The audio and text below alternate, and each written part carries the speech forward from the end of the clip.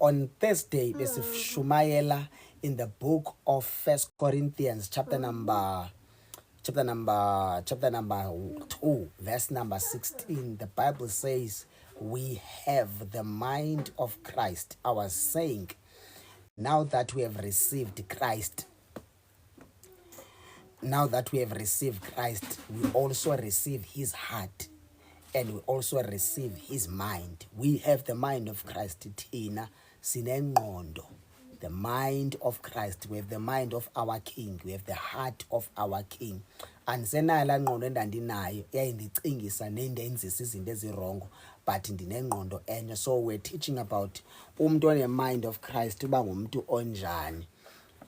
Yebo, so utsho ukuthi ke mna into ecingwa nguNkulunkulu nami ndiyakwazi ba ndicinge because of ndinengqondo yakhe. Our mind are connected, ingqondo yami connected nekaKristu because Christ lives in me and I live in him. Uphila kum ndiphila kuye. It's a mystery. Ubomi bam buthathe bofihlwa kwezasezulwini indawo uKristu wazophila apha kuma to Paul. It's no longer I who lives, but Christ lives in me. I no longer exist, but Christ lives in me. Mnandi kuphilela uKristu, uphila uzazi ukuthi andisekho. And xa uselunga umphilela uKristu uyaziva ukuthi mina ndisekho emzimbeni wami, kodwa kuphila yena uKristu. Even ama decisions owathathayo ngeke uthatha ama foolish decisions. Udependa kuKristu uba uthini. Ingqondo yakho ayivele decide nje ayiphaphi, ingqondo engaphaphi, ingqondo ezinzile. Mili ingqondo yakho because nengqondo kaThixo. You have the mind of God, you have the heart of God. Nabe ndichaza ukuthi umuntu one heart of God uyayiva uNkulunkulu. If God feels a pain in his heart, you also feel the same pain God is feeling. If God is happy in heaven, you will also be happy because you have the heart of God, you have the mind of God. So nicinga izinto ezinye. That's why sinomoya ingcwele. Umsebenzi kamoya ingcwele wazi everything esengqondweni kaNkulunkulu, wazi everything esenhlizweni kaNkulunkulu. Uyayichaza pha First Corinthians chapter number 2 xa uzifundela ukuthi ngumoya ingcwele yedwa okwazi yongena ngaphakathi in the mind of God, abuye asiphathele izinto ezisengqondweni kaNkulunkulu, azozidownloada to our minds and our hearts. Afika galeni nathi si receive. That's why sithetha ama revelation, sithetha ngo prophecy, sithetha wisdom esinayo too much. Omnye azibuza ba lo muntu at your age uzithatha bezinye izinto. Zizinto ezivela kumoya ingcwele because I have the mind of Christ, I have the mind of God, I have the heart of God. So uNkulunkulu, he's so wise. Wisdom yakhe above abantu abaziphilosopher, abantu aba educated nabantu abangathi bayazi. Nkosi yami, sorry phazanyiswa la voice. Wisdom esinayo too much, knowledge esinayo too much because we have God. So uphila apha kuthi, yabona ke lento kwamkela uJesu ngohlobo powerful ngakhona. I so wish bonke abantu abasinzwe I can teach a message ethi kwenzeka ntoni when you receive Christ, because izinto ze kingdom ezi up ezi rich khona ziqala kwesa step when you make a covenant of giving your life to Christ, because kunento enkulu eyenzekayo ngokwamkela kwakho uJesu. Ayisiyonto encane. Ngichazile ke on Thursday nathi ke mna ke uJesu akakutshintshi after sekuphuma inkonzo or next week or 20 years or in 5 years coming. Immediately xa uthola uJesu umnikwa ngumuntu onoJesu, because uyakwazi ukwamkela uJesu mamkeliswa ngumuntu ongenayo kwayena uJesu. Wayekade noJesu but baxabana. There is hostility between lo muntu lo noNkulunkulu, khona iblockade because baxatyaniswa zizono ngumuntu under compromise ivangeli kaKristu. That's why kumaze nasebandleni abazalwane abatshintshi benza izinto ezirongo besithi basenziwe. Iqala from leadership problem, because xa right udriver webus, which is the leader, nabantu abamlandelayo abaphili nakanjani, ungumuntu oba straight uthi 1 2 3 akakwazi benzeke ebandleni kaThixo. You become very strict, then uproducer abantu abafuza uThixo because kwalu drive ibus naye ufuza uNkulunkulu. So when you read the book of Corinthians, uthi Paul ifuzani mna, uthi imitate me. because I imitated Christ. So bekusuppose bazonke abantu abazi-leaders ba-bold kanjalo to a point where athi bazalwane imitate me, linganisani mna, ninyathela lapho ndinyathela khona because ndinyathela kwindawo uKristu anyathela kuyo. So nabazalwane insindiso, ivangeli nento ze-kingdom of God bazifunda apha kuthi njengabashumayeli, njengabashumayeli abaphethe indaba ezimnandi ukuthi le nto ifike yenze ngolu hlobo, nganandisela utywala andisayazi noba injani i-taste yotywala, kwayisimele sotywala andisayazi uba ukuthi ama-sensors achintshwa, my eyes were changed, my ears, my understanding, everything about my life ndavele ndabamtsha. So it's very powerful indaba yokwamkela uJesu. Suppose abantu jonga i-experience yokuqala ekusuppose banayo njengomzalwane yilaa nto xa wenza i-covenant with Christ. Uyava nti ndangena enkonzweni ndidakiwe ndaphuma ndisober, andabi sabuyela eklabhini ndabuyela straight ekhaya. Njengoba ndibuyela ekhaya ndisober, ndaba transformed in seconds. Yonke laa nto yenzeka in seconds, zange ithatha iminyaka, zange udinge uba ndide ndititshwe ndithini, kwangena uJesu because uJesu ndamnikwa ngumntu onoJesu. So uyakwazi ukwamkela uJesu, umamkeliswa ngumntu ongenayo. Nditshilo ke le nto on Thursday ndathi you cannot give what you do not have. You cannot give what you do not have. Umuntu omnika uJesu ba transformed because umnika into onayo. Naxa selushumayela intshumayelo yenza impartation, lento endiyiyo yosulela aba bantu abalalele baba transformed, betransforma yi-anointing nayi-presence kaNkulunkulu elapha ngaphakathi kum. Ngexesha ndithethayo ndireleasa amazwi atshintsha abantu nabenza abantu batshintshe completely. So it's very powerful lento kwamkela uJesu, yinto ekusuppose bishunyayelwe kakhulu and abantu bayi-experience. Asikathethi nge-experience of the Holy Spirit, sisathetha ngo-experience uJesu, umsindisi wempilo yakho, uziva nditshintshile, I have changed, andisenawo ama-appetite wotywala, umjolo and everything. Ndilose the interest kuzo zonke izono nento zezwe, but ndisena ne-desire too much where andizivayo ukuthi I want to know God and I want to know about uNkulunkulu nezinto ezininzi. Hayibo, hallelujah. Thank you Jesus. Sisekhona kodwa enkonzweni. Thank you Holy Spirit. In the name of Jesus. Thank you Holy Spirit. Now we're going to read 1 Timothy. We're going to read 2 Timothy. We're going to read 2 Timothy chapter number 1. We're going to read verse number 7. We're going to close early tonight. We're going to close early tonight. In the name of Jesus. Father, we thank you. Izwi lakho liyaphila linguwe, sebenza ngalo ebusuku egameni lenkosi uJesu waseNazaretha. Amen. Nankomnye uzinhle pha esithi ndinxanelwe wena Thixo. Oh, thank you Jesus. Ufana nami wena zinhle. I'm always tasty. Njengoba ndihleli kwesisihlalo endihleli kuso, I am tasty, ndinxaniwe. Ndifuna yena, ndilambele yena. Ndilambele yena, ndinxanelwe yena ngegama lenkosi uJesu waseNazaretha. Inkonzo yethu izophuma namhlanje. Inkonzo yethu izophuma namhlanje. Aba late mabasixolele bazalwane, bazofika sesiphumile. Abanye bayikhohlwa ukuba nasingena ngo-8 on Saturdays, basabambe la 8:30. Mabasixolele nabo. Let me read 2 Timothy chapter number 1. We read verse number 7. For God has not given us a spirit of fear. God has not given us a spirit of what? Of fear. The spirit of fear comes from the devil. Because they know before that xa uhlutshwa fear, ichaza ukuthi kune absence of faith, because fear means it's a reverse gear of faith. Yebo, if fear ifika izo-replace lento kuthiwa faith. Ukholo ke bazalwane ukhuliswa when you study the word of God, spending time, a lot of time studying the word of God, you will grow in faith. Your faith will increase because ufunda izwi likaNkulunkulu. Even your prayer will change, uchintshwa because you study ama scripture, and so uthandaza, it becomes easy and you pray according to the will of God, because ugqiba ufunda ntoni? Izwi. Because izwi xa ulifunda likhuluma nawe, liprofetha wena, lithetha into ezekuwe straight, alikhulumi nomnye umuntu, likhuluma nalo muntu olifundayo. izwi likaNkulunkulu it's like a mirror, it's like uzijongile uyazibuka. So uthi xa ugqiba uyifunda iBhayibhile uyiva and uyifundiswa ngumoya ongcwele kudirect umoya ongcwele, usiva itaste, uthola ama-revelation and usiva the voice of the Holy Spirit nalapha eBhayibhileni. Uyadlala uthi xa uyivala iBhayibhile uthandaza, uva umthandazo wami u-aligned nomoya ongcwele. Andithandazi nje but umthandazo wami uhamba nomoya ongcwele step by step, namagama endiwakhupha ngomlomo ndiyaweva phuma kumoya ongcwele, and you do not get tired. Instead of getting tired, uthola more anointing and power ekwenza uba thandaza even more.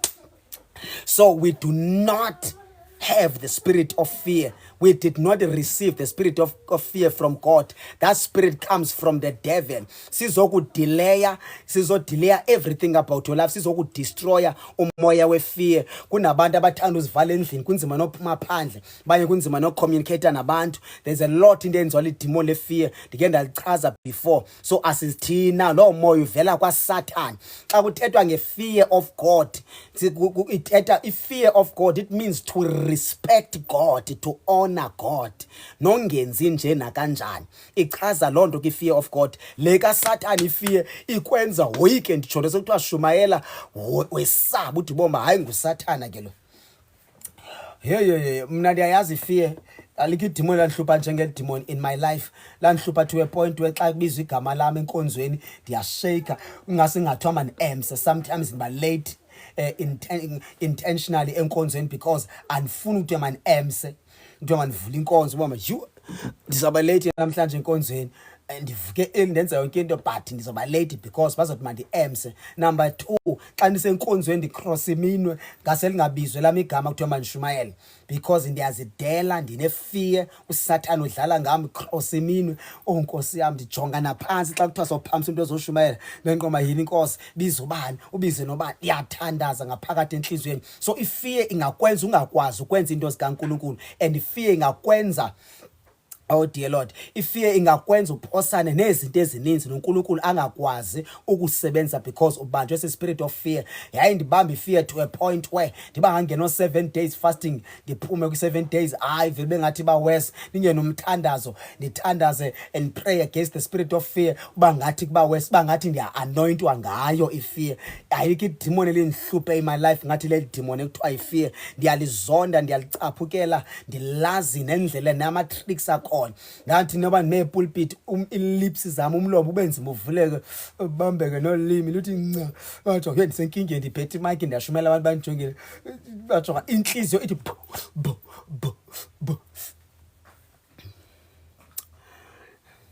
Inhliziyo ishaya phezulu. Sometimes uyifika athi ifuna uzophuma kule ndawo inhliziyo kube nzima nothi majonga hayi ndiyesaba ngoku, ndiyashake nala. Lithi ndibona ithi obvious lento. Abanye bathi uNkulunkulu uyakusiza kodwa bajonga undisiza njani. Inhluphe idemon le-fear. Bajonga ndingcwele, ndiclean, andinademon, andinasono, andinanto. Why lindisokolisa kangaka eli demon? Ndiyathandaza sometimes.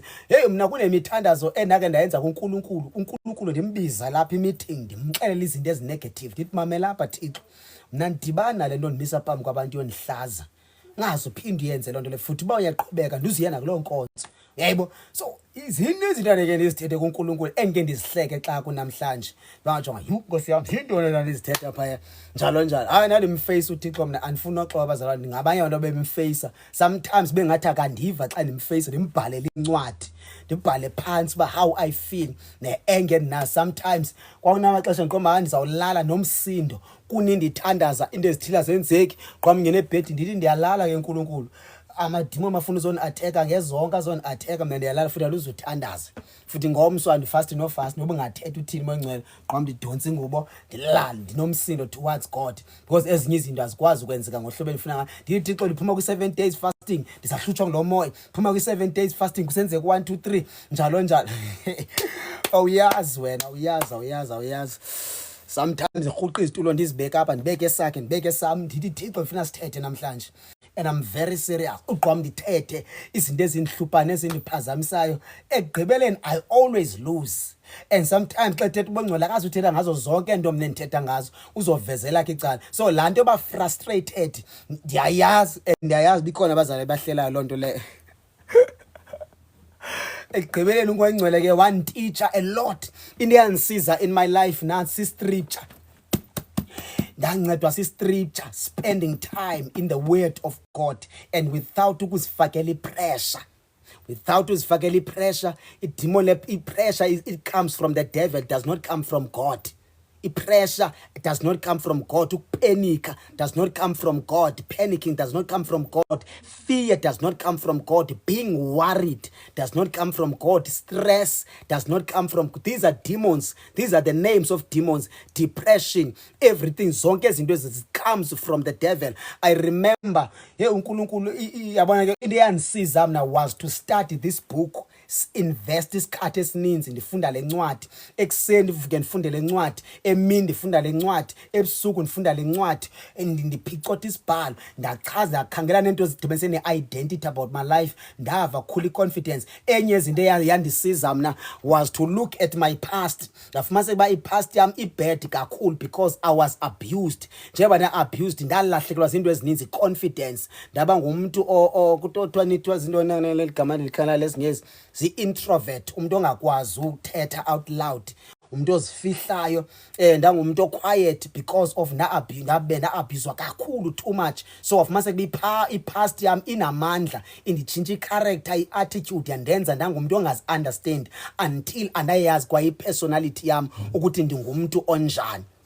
Yebo, so ndavele ke ngoUnkulunkulu xa ndijonga ipast yam, then I prayed against ama-demon ayesebenza about ubomi bam. I prayed for my emotions, my feelings, my mind, my thoughts and everything, my eyes, my ears, everything about my life. Ndandiyithandazela even nezinto usathana aziplana nazama ukuzenza about my life ndathandaza njalo njalo ngegama lenkosi uJesu waseNazaretha. Impilo ke yaqhubeka even nangosele ndibizwa mna nguThixo because le nto yokubizwa uNkulunkulu into endandiyiphikisa ndingayifuni because I wanted to become a businessman. I wanted to travel the world.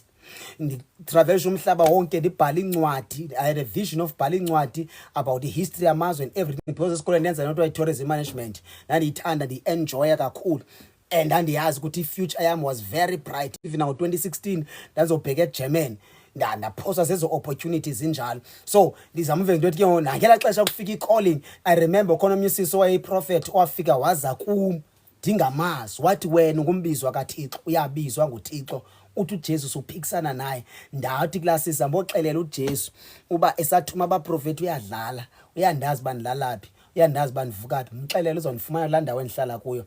Wazothi lasisi uthi ke ndithi nyhani uthetha nawe uJesu, uthi yes.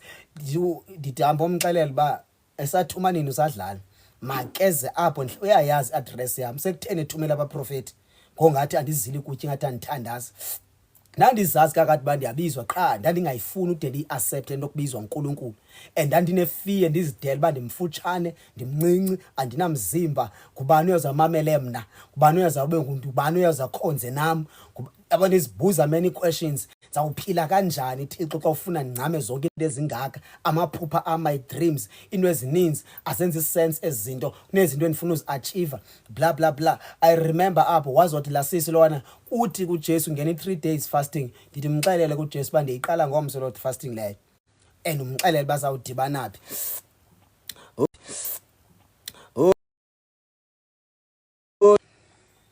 Esikhathi lona ndifumaneke ndisenkonzweni esi.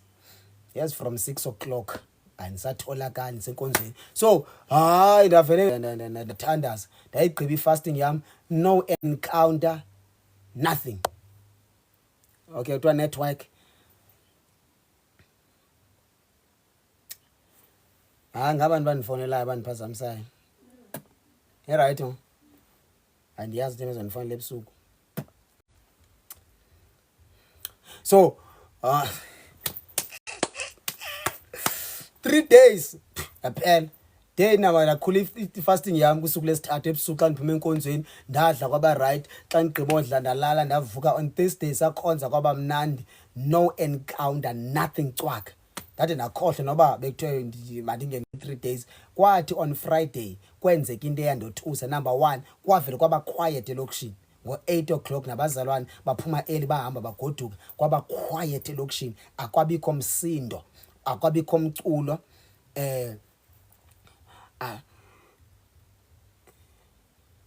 akwabikho umculo, nothing kwavele kwaba quiet. After sele ku quiet isikhathi ndavi atmosphere iyatshintsha. Ngexesha kutshintsha atmosphere ndaqala ndaba scared, ndaba ngeve la atmosphere itshintsha indawo. Okay.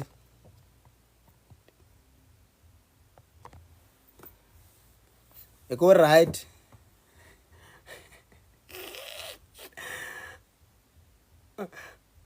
Volume right. Okay, kuthi volume right. So uhamba lathandaza. Ngalo mini le ndani busy nqonqa onion. I was chopping ionion e-kitchen, ndiyachopha. Ndandihlala mos enkonzweni, ndalala phaa enkonzweni. Ibed yami ayiphaa enkonzweni. I-kitchen lami liphaa ebhek enkonzweni. Kukhonzwa apha inkonzo yami ayinebed. Iyaziwa kulaa ndawo. Endandishumela kwakuthiwa laa nkonzo inebed, asiyithembi laa nkonzo. Inkonzo eteli nebed. Abantwana bethu phaya andithandi baye phaa. Inkonzo enebed bla bla bla bla. Hayi into enamayina ngxaki iyazivuthela qha iyashumayela ibiza abantu bezenkonzweni. Nomuntu ofika wangena ngaphakathi, the glory of God and the anointing of Christ ibenza balibale noba kule nkonzo kunebed ehlala phaa eback. Ndangena ndawo ehlala ndihlala khona. Isekhona network kodwa. Oh, it's right. Commentani kaloku ukuze ndiyazi uba i-network i-right. Xa ni-quiet andiyani noba i-right noba i-wrong na. Hayi ndathi ndisebusy, I was chopping onion. Emveni koko ndeva i-presence kaThixo too much. Kwa-quiet. Yandithatha amandla kaThixo from a kitchen ondibeke epulpit. Apho ndizoyika novula umlomo ndithandaze. Kwathiwa ubundibizile ndawo ndizile. Kwathiwa ubundibizile nawo ndizile ndilapha. Yeyi ndasenkingeni ndesaba. Yesabeka mase-presence kaNkulunkulu. Noba ungathandaza uthini, I know nawe uyayilangazela nte-presence kaNkulunkulu. Kodwa xa iseyisele isenzeka iyesabeka.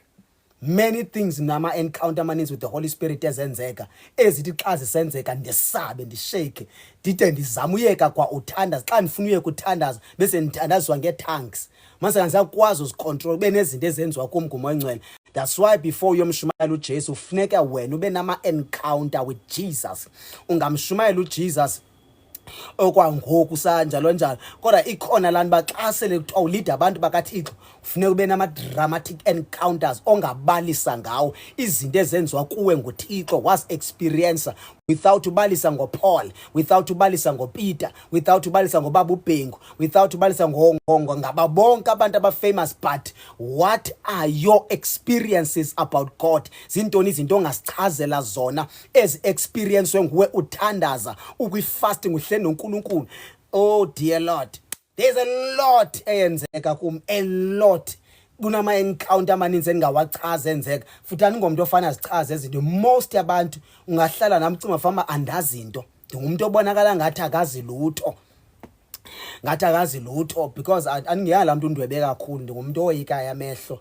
Hallelujah.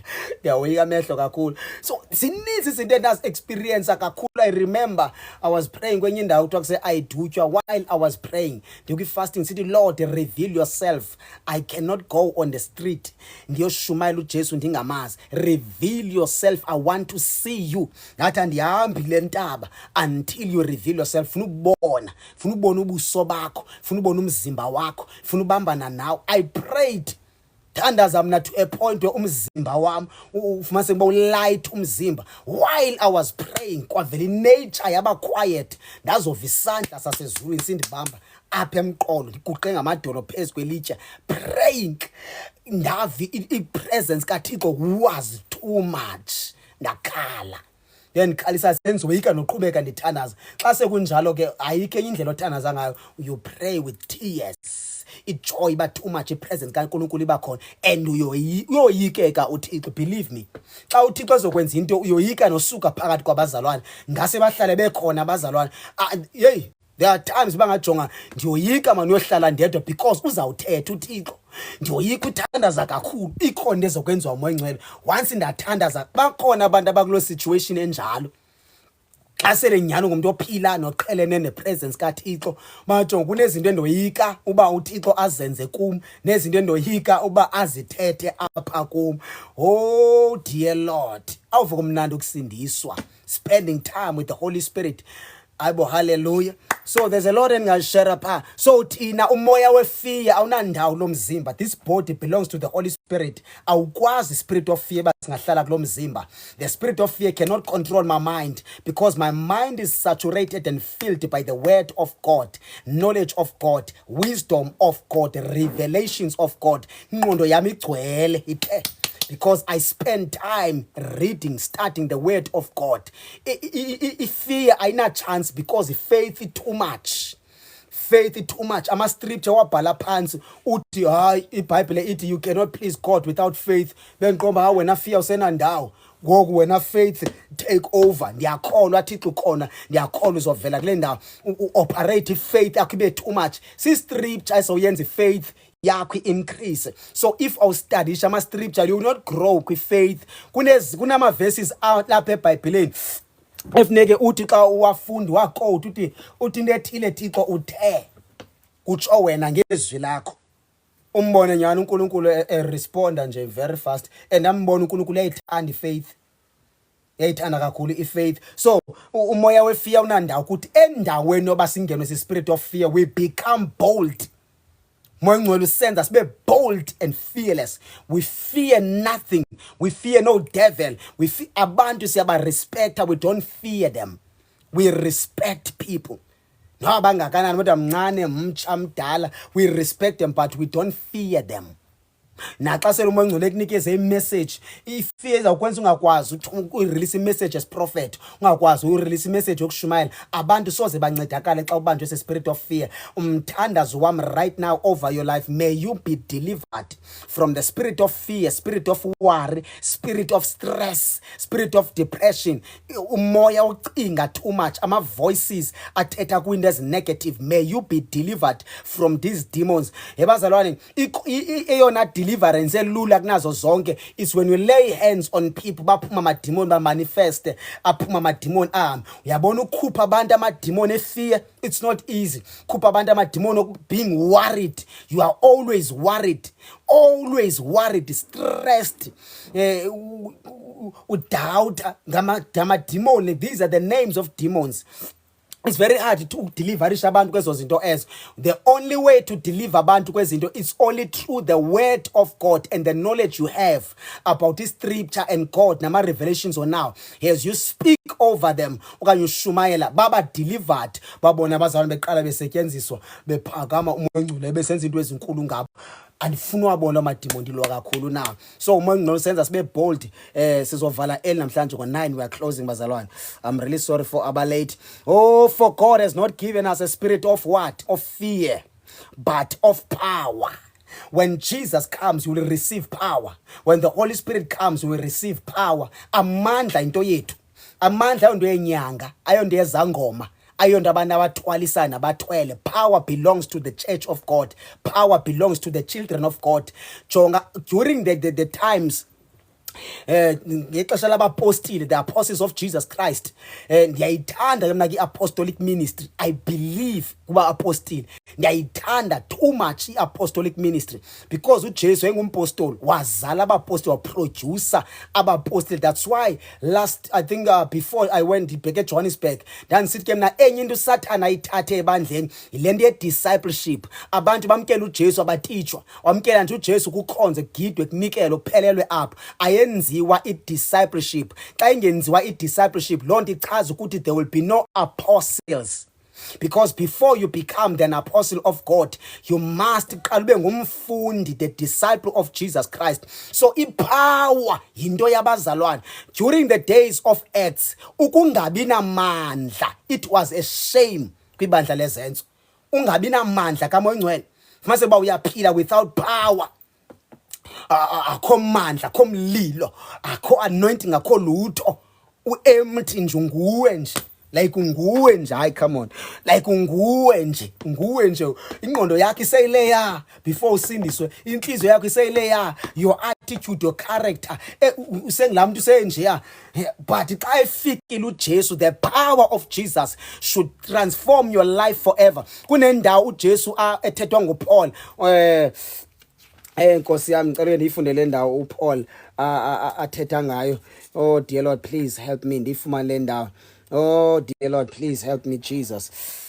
yake I think yiyo le. Oh, okay, uthi Paul, 1 Corinthians chapter number 2, uthi, and I, brethren, when I came to you, I did not come with excellence of speech or of wisdom, declaring you the testimony of God. For I determined not to know anything among you except Christ and him crucified. That's the Christ we should preach. As to verse number 3, I was with you in weakness, in fear, and in much trembling. Verse number 4, and my speech and my preaching were not with persuasive words of human wisdom, but in demonstration of spirit and power. Nokuqala bazamfama baye experience alone the power of Jesus Christ. When we receive Jesus, makufika ipower ezokwenza uphile enyameni. Ube healed kwi-HIV, ube healed because his sickness uyipheli AIDS ihambe emzimbeni wakho uphiliswa nguJesu. Izitwa zinona ezinyama diabetics ziphume emzimbeni wakho, all kinds of sicknesses nezi kuthiwa ziphili nezi kuthiwa zipheli xa kufike Jesus Christ and his power. Idemon nokugula yonke into ekwenza ugule funeka iphume ngaphandle. Even nalomuntu oshumayelayo, you must be a living sacrifice so that xa ume phambi kwabantu the anointing of Jesus izawukwazi ba isebenze baphila abagulayo. Banye baphila usashumayela, banye baphila ubabeka izandla, banye baphila usathandaza, baphilisa abantu bakhule zonke into ekuthiwa sisigulo, yonke into i-good news xa sifike emntwini, indaba ezimnandi, yonke into ekwenza ngabikho mnandi in your life should go away. If ngamadimoni asemzimbeni mawaphume because kufike the King of Light who is Jesus Christ. That's why it's very important ukuthi lo muntu okunika uJesu yena unaye na uJesu. Ungamnika uJesu ngumuntu ongena Jesu, unganika uJesu ngumuntu naye owayekade sindisiwe uhamba ngeexperience but akasekho uJesu apha kuye, akusekho moya engcwele, uhamba ngeexperience neknowledge anayo, hamba ngento zepast. So usekhona na uJesu apha kuye nalomuntu okunikeza uJesu. Izinto efamba ziyenze kuwe ezinye ze good news kuwe zoba uthole uJesu zezokubana bendigula ndaphila. I was HIV positive, I am healed. Ndathi nama sicknesses athile ndiphila ngamapilisi, ndiphila ngento ezithile but uthe xa efika uJesu ndathola ukuphila, ndathola ukukhuleka, ndaba right. I am free and delivered by the power of Jesus Christ. Sithi siyongena kwindaba kaMoya Engcwele apho abantu bathola ubhabhadiso nomlilo namandla okusetyenziswa uMoya Engcwele bangajonga Nkosi yami. Oh, that's why Paul wengafuna uyishumayela ivangeli without power, because ivangeli kaKristu ngaphandle kwamandla we are joking. Nobe endaweni ungakwazi wakho umzi wakho then utyubhisha ufakele umbane and everything, but if ayikho power which is the electricity ezawuze sipower noba utyubhishe kwaba kuhle emzini wakho noba kwaba khona ama fridge, television and everything, but mase kuba there is no power which is the electricity, which means zonke izinto becomes useless. So abalulekile amandla kaMoya Engcwele, amandla kaMoya Engcwele namandla kaJesu akumelanga ahlale kubafundisi kuphela. Everyone who is a believer in Jesus should be filled by the power of God and power of the Holy Spirit and power of Jesus Christ. Mele sigcwale ngamandla kaMoya Engcwele nangomlilo. That's why in the city it was a shame during the days of the apostles. Umzalwane okhonza uThixo without power, umzalwane okhonza uThixo without fire, umzalwane okhonza uThixo but engenayo experience yobhaptizo lukaMoya Engcwele, ubhaptizo lomlilo. So I cannot blame abazalwane sometimes. Enye ye blame ndingayibeka kwi leadership, because naye umfundisi if akayo living sacrifice ubomi bakhe for the sake of the church njengoJesu, because before you become a leader you must be a living sacrifice. Uzincama impilo yakho, into ozithandayo, everything. Bathi abantu besidla kamnandi qoba mnandi uzudla because ne assignment ngomso ndibheke enkonzweni kuzaba njani enkonzweni xa ndilibele kutya kangaka, nazi ipizzas lapho KFC, ndiphuma imikhaba ndixakeke ukutya. Xa ndifike enkonzweni ndiyomotivator, ndifike enkonzweni ibonga jonga into edingekayo living sacrifice. Xa ubheke enkonzweni kunabantu abazongena apho omnye ucinga uzibulala, funeke athi xa uThixo emzise enkonzweni imessage esuka kwibe prophetic ikwazi udeliverisha lo muntu obotshwe ngumoya we-suicide, ucinga uzibulala, ucinga uzixhoma njalo njalo. Ayincedi inkonzo benhle, bene sound system, benemali, benento zonke. If there is no power, there is no power. If there is no move of the Holy Spirit, there is no move of the Holy Spirit. Noba inkonzo ingakhonzelwa emkhukhini phansi komthi, if awekho amandla okusebenza kaJesu apho, those people bazawukhonza begula, bazawukhonza behlutshwa ngamadimoni, bazawukhonza needemons nabathakathi neenyanga nento zonke mase bakuyathakathwana kwalapha enkonzweni, because there is no power. I-absence of power ibangela uSathane ibandla ali-hijack end up ibale lakhe, abantu bazigqibele bekhonza uThixo kanti uSathane asekhona lapha ngaphakathi ku-operator yena. Mawabuya amandla, ukubuya kwamandla uThixo makavuse abapostile, abantu abane-anointing ye-apostolic. Oh dear Lord, let us close bazalwane.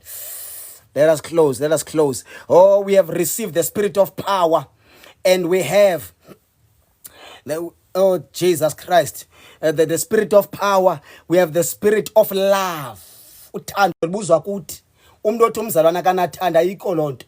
Uthi abantu basezweni bayathandana bakholisana ezimotweni ezabo baselisana utshwala, ayilothando. Labantu ababulalana ngotshwala senwabe receive into ezingekho ezibhalwa ku Facebook, ayikho lonto. Abantu abancilayo abathandani, ndiyazela kum lonto leyo.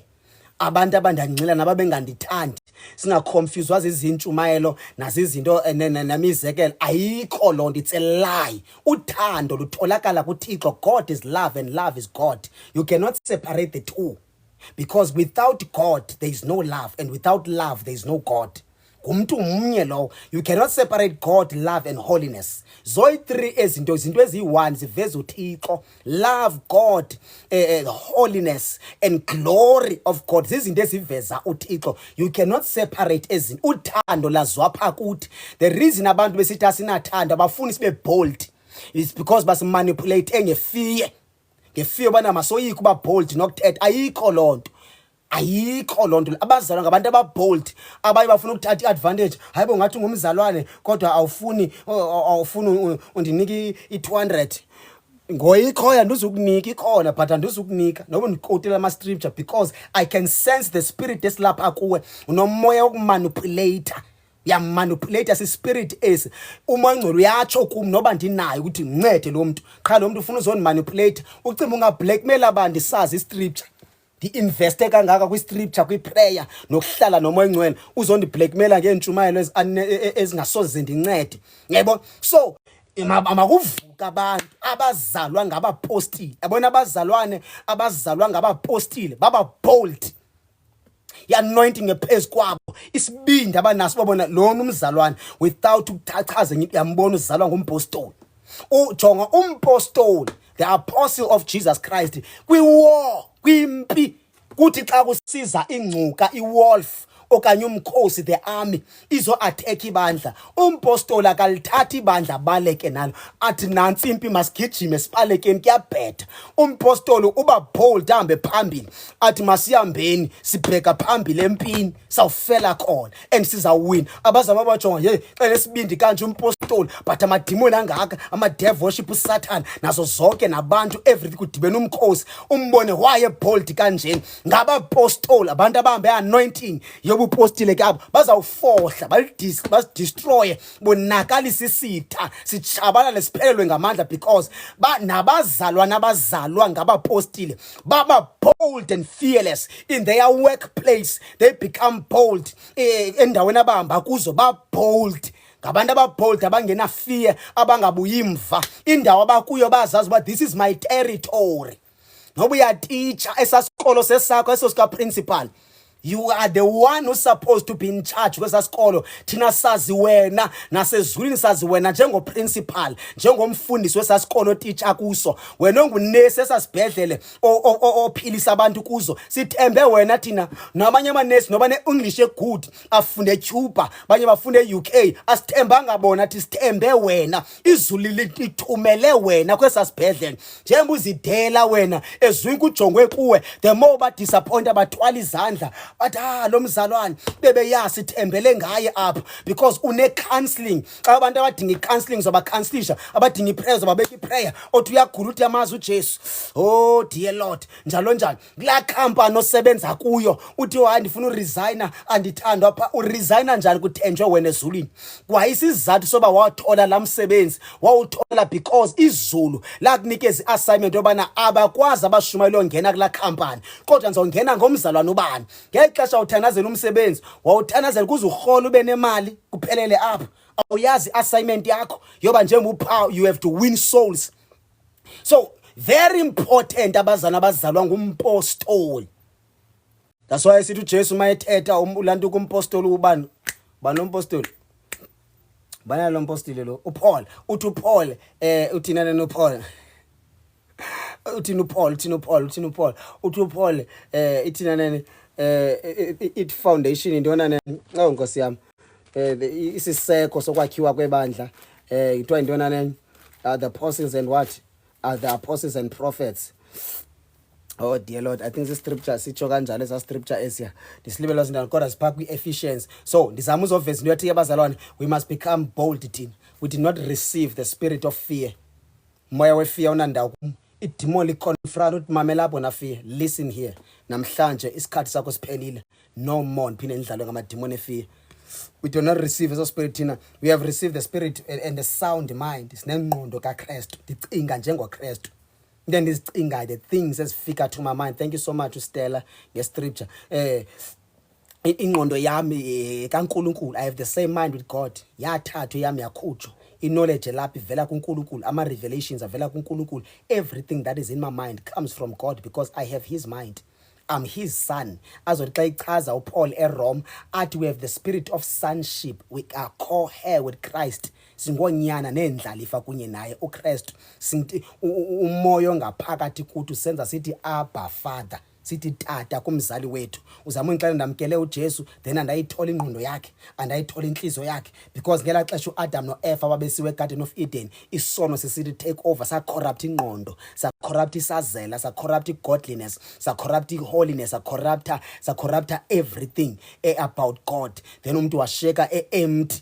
Kwathathwa nezikhiya ze kingdom and everything about the kingdom of God was taken away from our forefather Adam. Kodwa wathi xa ebuya uJesu kwenzeke restoration, everything that was lost in the Garden of Eden was restored by Jesus Christ at the cross. Yonke zabuya, my identity kuKristu, amandla and everything. Awuntandazeli xa uyazi identity yakho. You become bold, yaphakama benesibindi. Uthi Satan unamanga, awukwazi ukwenza into oyithanda apha ndikhona. Kule lokisha akho into ezithile nisekule lokisha izuzikwenzeka. Nothing kusekhona zingenzeka nothing ngokukhona. Funeka kwazeke ba kukhona kule ndawo. Into ezithile funeka zenzeke. So uba bold abenjalo umzalwane owamkele uJesu. We have the mind of our Father. We have the mind of our Father. We have the heart of our Father. We have the character of our Father. We have the attitude of our Father. We are the citizens in the kingdom of God. And Jesus is our King. We follow his footprints. Silandela yena uKristu sinjengaye. Akho mehluko between me and Jesus Christ because ndithe xa ndimamkela amehlo amatshintsha ndathola amahlo kaJesu. Oh dear Lord, indlebe zami zatshintsha ndathola ezikaJesu, ingqondo yatshintsha everything. Yatshintsha. That's why xa umjonga umzalwane emhle neglory too much. Why? Inxa kuhlela uThixo ngaphakathi. Izulu nomhlaba lidibena likwazi umcontain uNkulunkulu, but wazocontainwa ngumzimba omncane kanjena ndomphathiswa ngeglory. That's why sithi xa ethetha uJohn athi into esisezoba yiyo ayikabonakaliswa, but on the day kupheliswe liphakade ebuya uJesu ezothatha ibandla nisezawubona ukuthi sifana noJesu. That's why umzalwana akajongi kunamademoni, awakwazi umjonga because amehlo omzalwana angumlilo, uphefumula umlilo, phuma umlilo in your nose, phuma amadanga omlilo. When you inhale umlilo. Xa ukhupha kuphuma umlilo. When you speak kuphuma amalahle, the coals of fire. Every word eliphuma emlonyeni wakho liphuma covered by the fire and coal.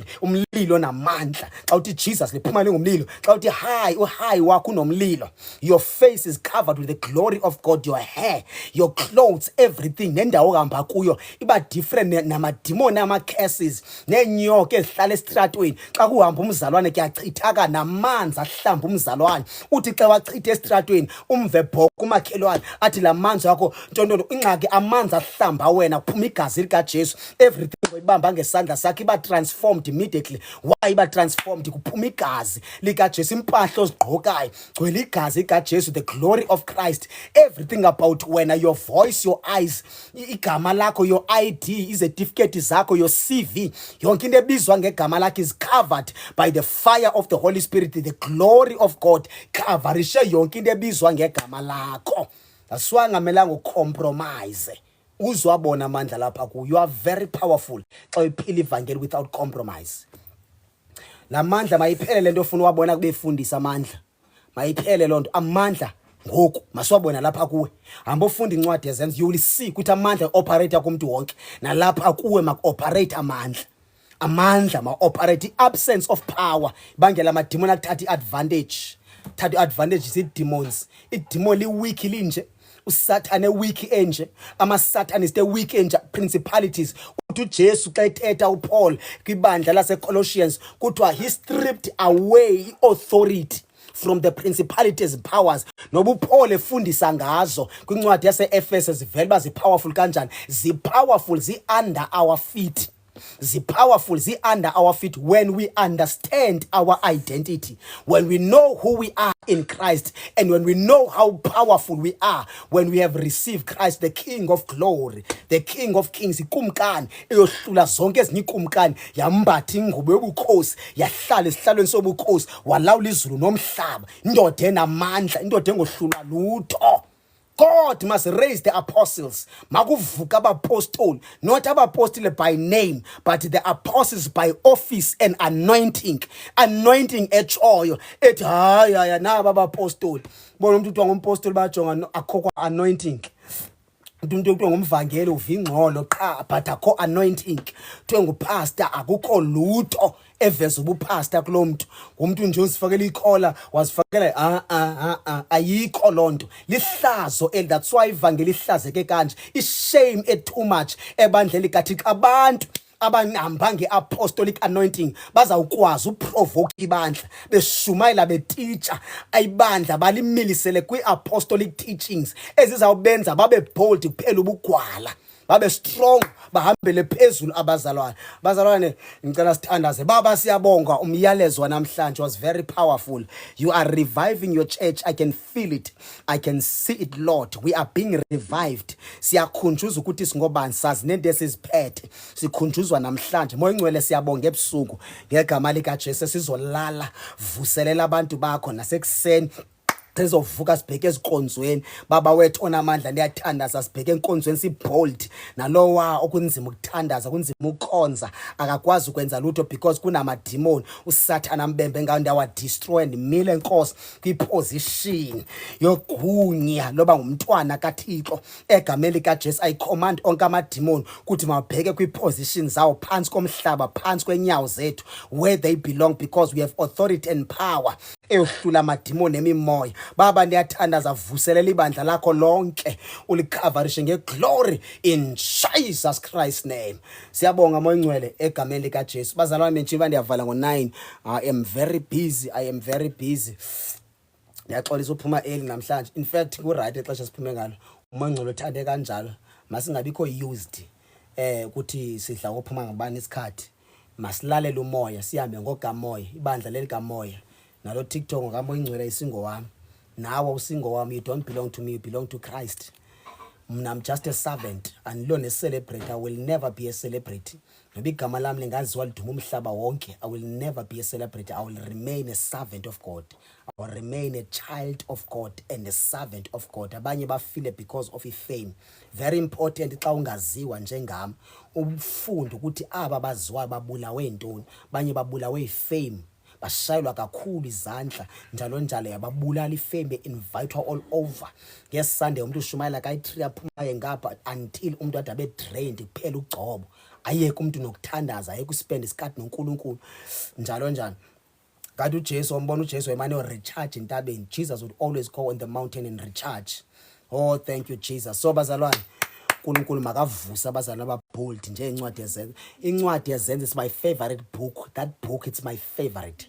The books of the gospel nale ncwadi ka yezenzo, these books are my favorite. Ndiyazithanda ibe Ephesians izoba ile ncwadi kuthiwa into le ncwadi Colossians, andiyazithanda ezancwadi because I love uJesu and I love the Holy Spirit. And yabona umoya ongcwele nje ndiyamthanda, nokusebenza kamoya ongcwele ndiyakuthanda. Hayi baba yini bazalwane, ndiyanithanda. uNkulunkulu ancede nikhonze kahle kusasa. If useDurban usePine Town awunandawo yokhonza, izokhonza nathi sikhona silapha thina ePine Town kwindawo ekuthiwa kuseDazenhoek. Johannesburg, get ready. Get ready, we are coming ngoJanuary. Uqala nje uJanuary siyangena eJoburg. Sizawuthandaza ngexesha abanye bayofasta oma 21 days, thina sabe sithandaza apha kuDecember. Xa sigqiba uthandaza uDecember thina unyaka uqala singena sesiphethe umlilo qha. Sithi Joburg siyangena ngomlilo apha. Sokhula bonke abakaNkulunkulu sizobathatha. Thank you so much bazalwane. Nakomnye buza about fasting. I do not know indaba ye fasting. Nakomnye buza about Johannesburg again. Kale Joburg ngosiyomilisa branch before sihambe siye kwezinye indawo because mninzi umuntu oseJoburg odinga this kind of a gospel. Bebekhala abantu baseJoburg besimfundisi. Omnye uthi ndayigqibela ndisahlala eMpumalanga ndisemncinci ngiseyiteenager leni gospel. Omnye uthi uthi omnye uthi bendiciba ndisinisiwe ndiyazibona ndisinisiwanga. So I know there's a lot enzekayo. Ndicela wena ubuza bandawo ndi-inbox ubuseJoburg ndi-inbox and sizawufaka kwigroup yabantu baseJoburg. Sizawuthetha khona even ngoJanuary into okubana senza kanjani. Inditshilo ke ndathi enye assignment esawungena kuyo yeyase East London. Yes, xa sigqiba nge-East London, xa sigqiba e-East London siyangena eCape Town. Siyangena eCape Town. So abantu abe ready. Ungayiboni ngade ndiyawuthatha isikhathi. Izokwenzeka fast izinto ezi because thina siyakholelwa kwi-apostolic ministry. Apostolic ministry ihamba njengomlilo. Umlilo awunqandeki, umlilo awustopheki, umlilo uyahamba nje. Wena ke ufuna le-add kula group ndiwathanda, ndicela ngoku ndibhalele. Ngoku ungene phaa kwilantuka. Ndicela nje umntwana ndingelele.